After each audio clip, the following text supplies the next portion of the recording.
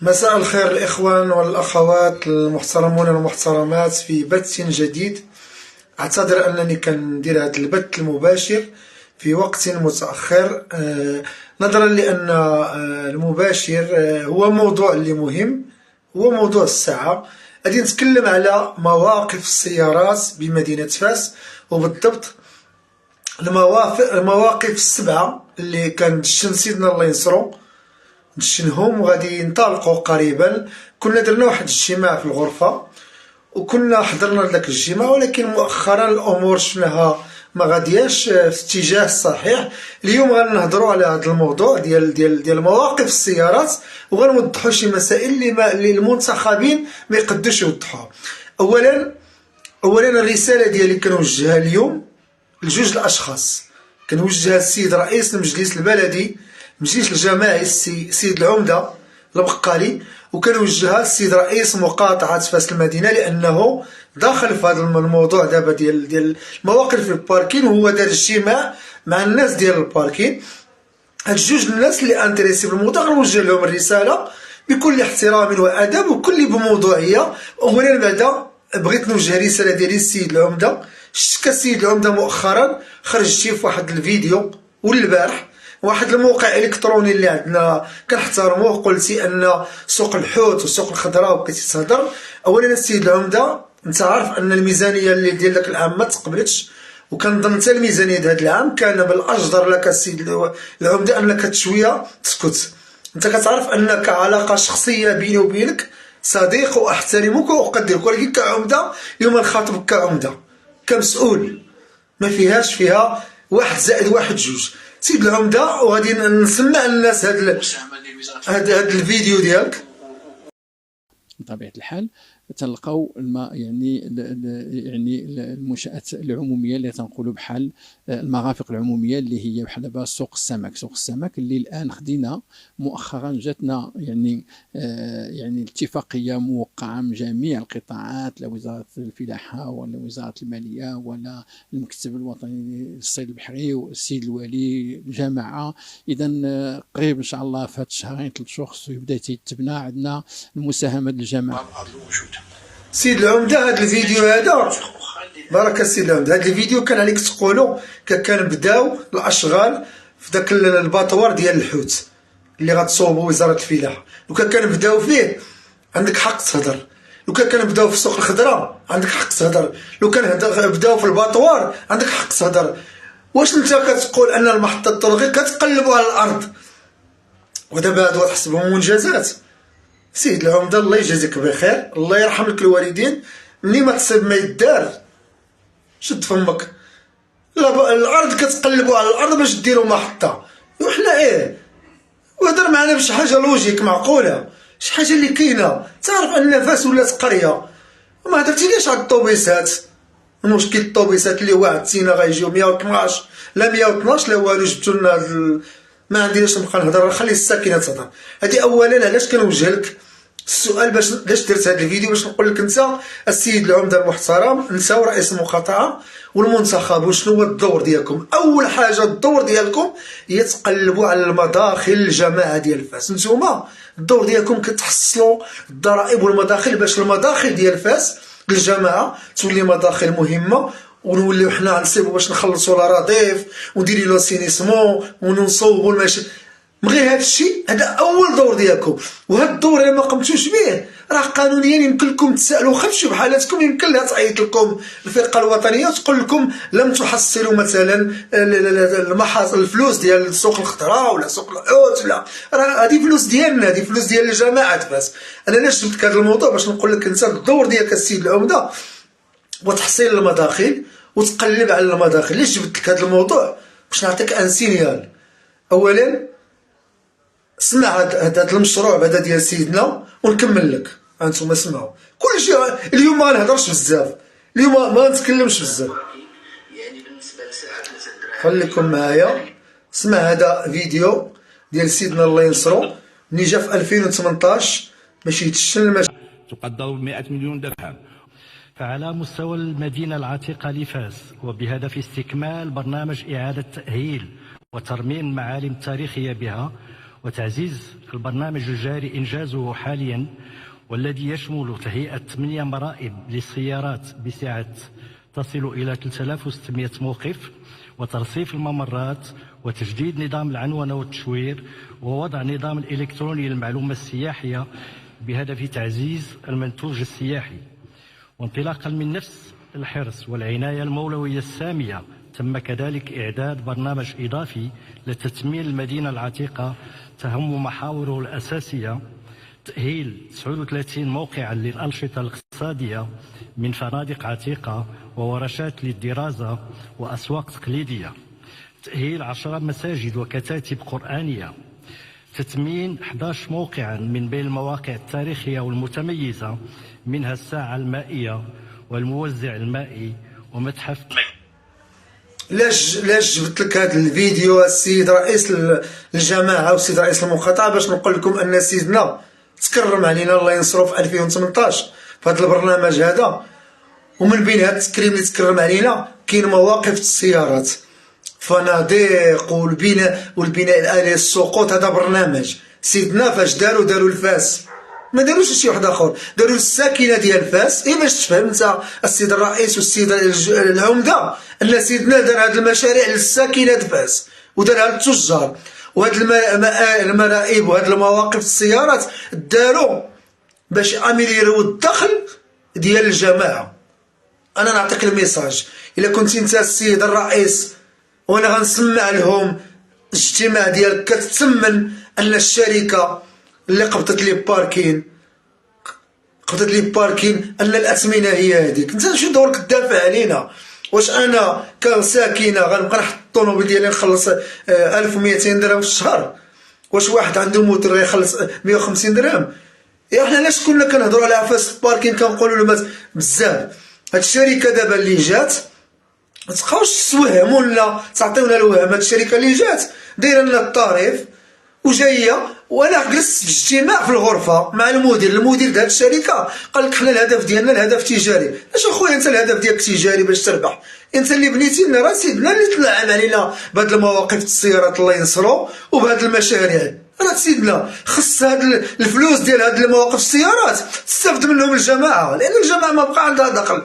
انت الدور ديالك كرئيس عمده وكرئيس مقاطعه ماشي تطبل للشركه، تدافع على المداخل. اسمع السيد الرئيس مقاطعة فاس المدينة أنك تثمن وعاجبك الثمن. اسمع يعني بالنسبة لساعة 3 دراهم اليوم علينا أن نعلم ماذا. اسمحوا لي بلاتي يا السيد الرئيس، بلاتي ما تزلش بلاتي صباح. اسمع، بالنسبة لساعة 3 دراهم اليوم علينا أن نعلم ماذا يقع في مدينة فاس، ماذا يقع في المرائب المتواجدة والمواقف الغير منظمة. واش غنبقاو دائما غاديين في هذه العشوائيه؟ لا يمكن.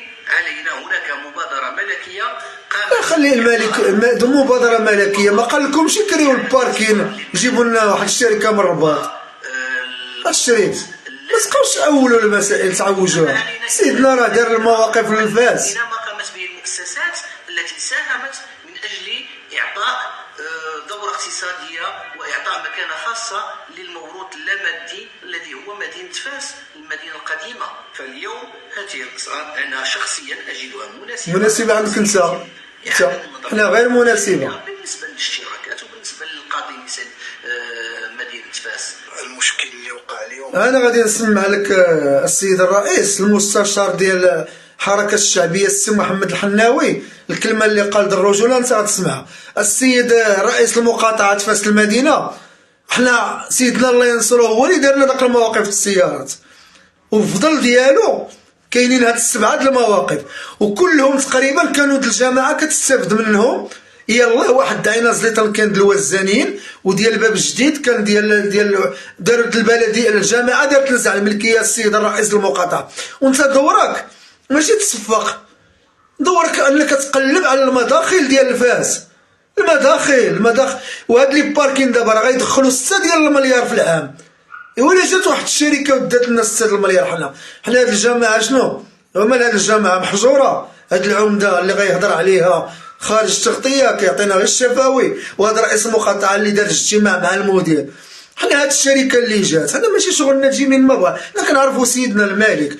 الا كنتو غتكريو لي مواقف وهذاك الفنادق اللي صوب سيدنا عطاهم للصناع التقليديين وسيروا حتى هما عطاوهم شي شركه، سيروا عطاو داك المدارس الاثريه عطاوها لشي شركه. وهذا الشيء اللي دار سيدنا حنا في المدينه، ماشي جيتو غير لمواقف السيارات وبغيتو تعطيوهم لشركه في الرباط. اولا انا اوجه الخطاب لرئيس الجامعه اللي هو منتخب وصوتنا عليه، انا شي اللي واحد اخر دخل في الموضوع ولا خارج انا ماشي شغلي، انا ما كندخلش في الضيق.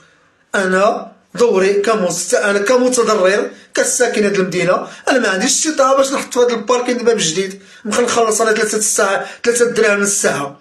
لا حنا ما عنديش استطاعه. سيد رئيس المقاطعه في اخر الاجتماع بدا كيصفق هو وداك المستشارين ديالو، مستشار واحد اللي كنحييه اللي السي الحناوي، غادي نسمع لكم المداخله ديالو.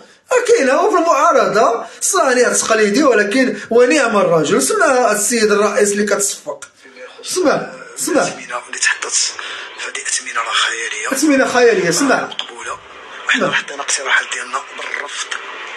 أنا كواحد من الساكنة نقلت المعاناة ديال الصانع التقليدي التاجر الساكنة وأعلنت وقلت على أنه وحتى الموظفين وبعض الأطر اللي يعني الحالة ضعيفة ديال الساكنة داخل المدينة، ونقلتها وقلت على انه هاد الثمن واحد يحط السياره ديالو ب 24,000 ريال شهريا، فهذا راه ثمن غير مقبول. اما هذا التحايل على انه هذا ثمن ديال الزوار ولا كذا، راه لا فرق بيني وبين الزائر. انا الزائر خصني يجي باش نحافظ عليه ماشي يولي عاوديش. اذا كنت غنعطيه الثمن اذا كنقول له لا تعاود شي، اذا كنقول للشركه خصها تعيد النظر ديالها في الاثمنه وتعيد النظر في التدبير، لانه راه هذا الثمن غير مناسب. زيد على هادشي حنا كنا كننتظروا 5000 طوموبيل فتنتفاجئوا ب 2400 ولا 2200 طوموبيل. هذا العدد راه ما كافيش، وتنتمناو انهم يوليو يراجعوا الاثمنه لان الناس غير راضيه. انا كنقول لك وعقلي على هذه الكلمه من هنا وانا داخل مقاطعه فاس المدينه انه هذاك الثمن اللي تحط هو اللي غيبقى، راه ما غتغير حتى شي حاجه. وإلا كان الرئيس قال هذه الكلمه فهو راه كيتحمل كل واحد مسؤوليته. كنتحمل المسؤوليه دابا ديالي كنتكلم كي هو تيتحمل مسؤوليته، انا كنتحملها قدام الساكنه وكيتحملها قدام الساكن. بالنسبه لي هو يعني الا كان الامور ديالو ميسوره وكذا وما عنده غرض، ولكن بالنسبه للساكنه راه الناس ضعف، ربي يعلم عليه. انا قلنا من الاقتراحات انه كيف يعقل واحد عنده دراجه ناريه يبيت يخلص عليها 15 درهم وتخدم 70 درهم في النهار، غير مقبوله. دراجه تدير 20 الى 30 الف ريال هي باش يهز راسو ولا ترى غنفكروا شي شويه. اليوم راه ما كاينش تفكير. سمعتي السيد رئيس مقاطعة فاس المدينة الهضرات المستشار السي محمد الحناوي قال لك هاد الأثمنة غالية علينا. حنا كنا حاربنا فاس باركين، دابا جات هاد الشركة حنا ما عرفناهاش منين جات. يعني ما تبقاوش تسوقوا لنا الوهم، تقولوا لنا المشروع ديال سيدنا، ولمن داروا سيدنا لينا حنا الساكنة فاس، ما داروا حتى شي مسؤول ولا شي واحد ولا المستشار. سيدنا اللي تنعم علينا وتكرم علينا وكرمنا بهاد المواقف السيارات. هاد المواقف السيارات 6 ولا 7 الا مشيتو تلقتيوهم في لابيل دوفر راه غنبقاو نشدو واحد 3 ولا 4 المليار في العام الجامعه تدخلها. علاش تحرموا الجماعه ب 3 ولا 4 المليار؟ واش نتوما قاصرين السيد العمده والسيد رئيس المقاطعه باش ما تدافعوش على الفلوس ديال، حيت ملي كتدافع على الفلوس ديال الجماعه راه كتدافع عليا انا. ملي دابا انا علاش هضرت؟ انا حضرت الاجتماع د الغرفه وقلت الاجتماع ديال ملي غيكونوا المستشارين غيهضروا، كلشي بدا كيصفق، كلشي بدا كيقول العام زين. السيد الرئيس قال لك هو راضي على 3 دراهم. الا راضي انت عندك المشاريع، حنا ما عندناش. حنا كنخلصوا دابا الباركين اللي فيه دابا السي عبد الله كنخلصوه حتى كيدوز نص الشهر الاخر وكنعطيوه النص وكنزيدوا النص.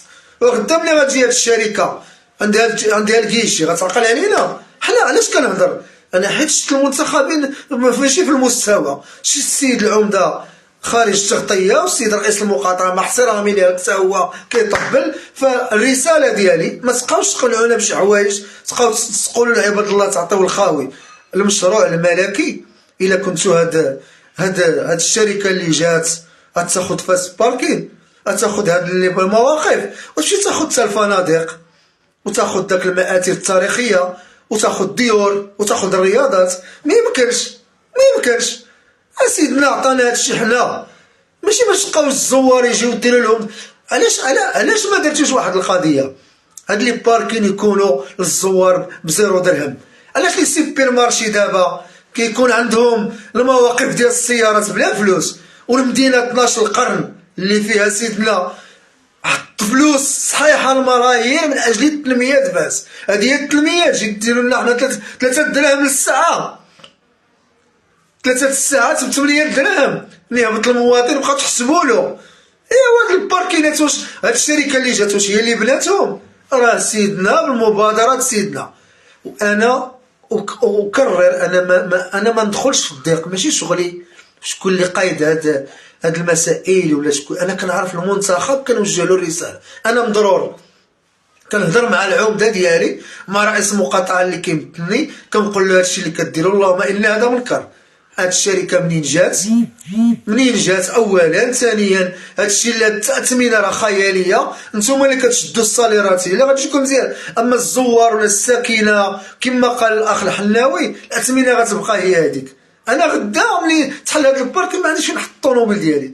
انا الا هضرت اليوم حتى انا مضرور، انا ما عنديش علاقه انا ندخل في الضيق ولا واحد اخر ياكل الشوك بلساني.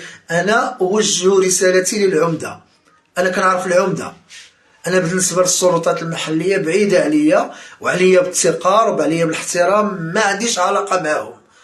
انا بعيد عليا، انا كنهضر في اختصاصي ولا علاقه لي بهم هما. انا كنعرف العمده اللي كيدافع، هو الا كان شي حاجه ماشي هي هذيك هو يهضر مع السلطات ولا يتكلف ولا يناقش ولا يدابز. انا ما كندابش، انا تاكل الشغل فمي. انا اوجه رسالتي وباش ما يحسبش واحد اخر يحسب عليا شي حاجه ماشي انا. وبين قوسين اوجه رساله للسيد العمده وكنقول له الدور ديالك هو استخلاص المداخل فاس. تقلب لنا على الفلوس، ماشي تقلب على تصفق وتقول لنا الا وما تبقاوش تعطيونا الخاوي. المشروع الملكي راه سيدنا عطاه لنا حنايا، ما عطاش لواحد الشركه جايه من الرباط. وماشي شغلي انا شكون جابها ولا ما جابهاش ولا داك الشيء بعيد عليا. انا اتكلم على قد الليفو ديالي ولا قد المستوى ديالي. انا كنقول لك السيد العمده راك غادي تهضر واحد الفلوس اللي هي ديال الساكنه اللي عطاها لنا سيدنا الله ينصرو. سالينا.